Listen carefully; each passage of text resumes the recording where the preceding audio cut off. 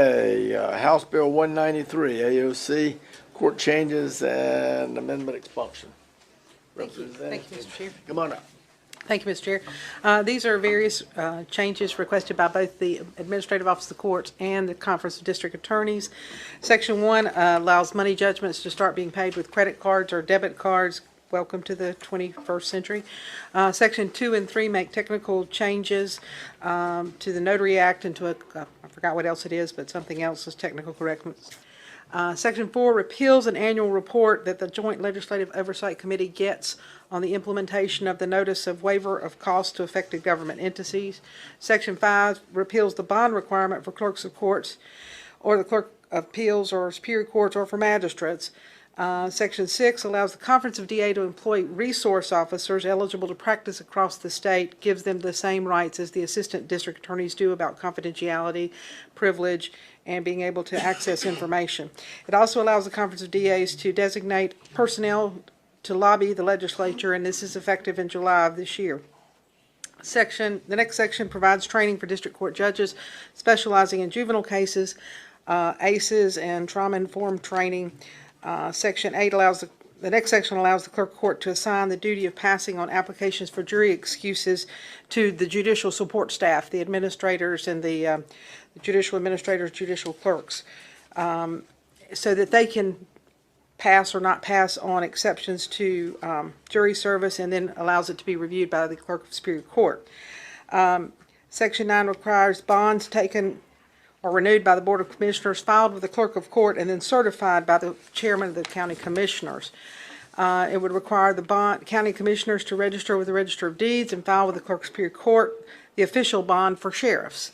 And the bond must be taken on before the first Monday of December after the election. Section 10 allows the Chief District Court Judge to delegate authority to a Chief Magistrate to temporarily assign magistrates to out-of-county duty under exigent circumstances, to designate magistrates to accept waivers of counsel and appoint counsel in non-capital cases, to conduct preliminary investigation into written complaints against other magistrates, but not make written findings or take disciplinary action. Section 11 clarifies that the exemption from the prohibition of collection of Social Security numbers applies to all court records, not just those that are kept in the files, but you don't get to have anything in court, Social Security records. Clarify the Register of Deeds are not covered under a statute that requires businesses suffering a breach of confidential information to disclose the breach to affected individuals. It also clarifies they're not liable for claims of damages that result from the release of some confidential information. Section 12 adds a new section to Rule 5 allowing service by the court to be made by a notice that identifies the document filed and directs the recipient to an internet location where the document is available. It can provide service through the court's electronic. All of this goes back to the e-filing and being able to file things on a Sunday night. It provides that each member of the State Bar must provide a mailing address, phone number, and email address to the Secretary-Treasurer of the State Bar to be the member's contact information, and that's effective in August of 2023. Section 13 requires a commitment examiner that